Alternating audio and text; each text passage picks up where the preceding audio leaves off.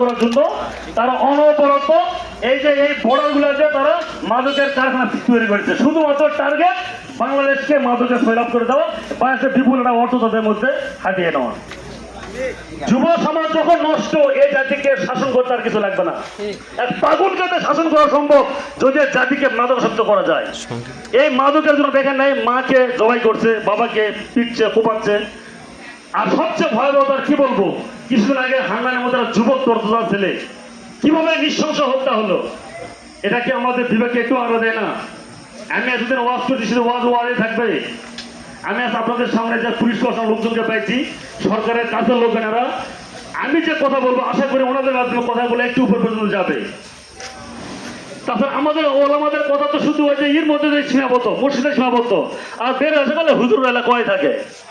এখন এই মিঠা মিঠা ওয়াজ আর হুজুরদের কথা দ্বারায় আর রাষ্ট্র এই যে মাদকের ভয়াবহ এই করাগ্রাস, এটা থেকে মুক্ত করা সম্ভব নয়। এর জন্য দরকার সো হার্ড একটা আইন। আচ্ছা দেখুন তো, যদি এরকম হতো, গত সরকারের সময় একটা আইছিল যে মোট অর্থনীতির নাকি প্রায় 16% মতো নাকি ইকোনমি এখন নিয়ন্ত্রণ করছে মাদক রিলেটেড। চিন্তা করতে পারেন, এই ইকোনমি যদি কখনোই বাইরে চলে যায় তো বাংলাদেশের ইকোনমি কতটা ফল করে যাবে। মানে কি পরিমাণ টাকার ব্যবসা বেচা কেনা হয় এই মাদক রিলেটেড। তো এইটা তো আর এমনি আমাদের ক্যারিয়ার যারা এখানে খাদক আছে এক দুটা করে, তারা তো শুধু খাওয়াই নেই সীমিত নয়, এটা তো বড় অঙ্কের ব্যবসা চলছে।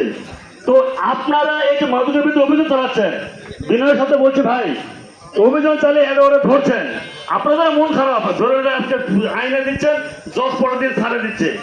আমার জেলখানা থাকার 21 দিনের অভিজ্ঞতা দেখলাম কি বড় মাদক ছেড়ে মাদক ব্যবসা ওখানে, কিন্তু তাদের আইন মানে ইয়ে করার জন্য, খালাস করার জন্য উকিলেরা কতটা উদ্গ্রীব। জনেরা তাদের ছাড়বে তাড়াতাড়ি, তাদেরকে উকিলেরা সেটার জন্য খুব উদ্গ্রীব। তো পুলিশ ভাইরা কি করবে? মূল বিষয়টা হলো এইভাবে আর নয়, এটা ধরতে হবে গোড়াতে। বর্তমান সংসদে সরকারি দল বিরোধী দল যদি এই 300 ব্যক্তি এই সিদ্ধান্ত নিতে পারে যে বাংলাদেশে আর একটা মাদকও ঢুকবে না, মাদকের ব্যাপারে 0 টলারেন্স, ওনারা এইটা আন্তরিকভাবে ঘোষণা করুক। এই যে স্বরাষ্ট্রমন্ত্রী সাহেবকে তার দলের লোকজন ডেকে বলছে আপনার বাড়ির সামনে তো সবচেয়ে বড় চালান আছে, আপনি কি করেন? লজ্জা আছে? কি করেন উনি? বাড়ির সামনে যারা সবচেয়ে বড় মাদকের চালান আছে, উনি কি করেন? দরকার হলে এইটাই ওনাদের সিদ্ধান্ত, ইকোনমি বাঁচার জন্য, দেশের কে বাঁচার জন্য, দেশের জাতিকে বাঁচার জন্য অনুরোধ করে বলছি, আপনারা একটু এই আইনগুলাকে কঠোর করতে বলেন। তারা আইনগুলো কঠোর করুক এবং আপনারা ক্যারিয়ারে খাদক না, এদের মূল হোতাদেরকে ধরেন, তাদেরকে ফায়ার দেন। এত লোক ফায়ার হয়েছে, কিছু হয় না। এই মাদক কারবারকে ফায়ার দিলে কি এমন হবে? করা যায় না এটা।